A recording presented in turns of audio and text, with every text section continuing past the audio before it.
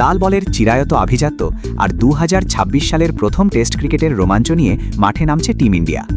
নতুন চণ্ডীগড়ের মুল্লানপুর স্টেডিয়ামে একমাত্র টেস্টে ভারতের মুখোমুখি হচ্ছে আফগানিস্তান।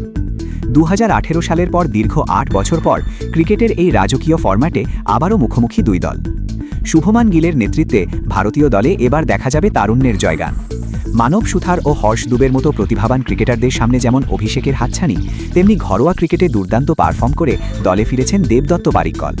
তবে সবার চোখ থাকবে সহ অধিনায়ক KL রাহুলের ওপর, যিনি গত বছর টেস্ট ক্রিকেটে 45.16 গড়ে 813 রান সংগ্রহ করেছিলেন। নতুন বলে তাকে সামলাতে হবে আফগান পেসার জিয়াউর রহমানকে, যিনি নিজের অভিষেক টেস্টেই 97 রানে 7 উইকেট শিকার করে চমকে দিয়েছিলেন। অন্যদিকে রাশিদ খানের অনুপস্থিতিতে আফগান ব্যাটিংয়ের মূল ভরসা রাহমাত শাহ, যিনি ইতিমধ্যে 11 টেস্টে 970 রান করেছেন। ভারতের পেস অ্যাটাকের নেতা মোহাম্মদ সিরাজের সাথে তার লড়াইটি হবে দেখার মতো। গত বছর 70.21 গড়ে 983 রান করা শুভমান গিলের সামনে বড় চ্যালেঞ্জ হয়ে দাঁড়াতে পারেন লেগ স্পিনার কায়েস আহমেদ।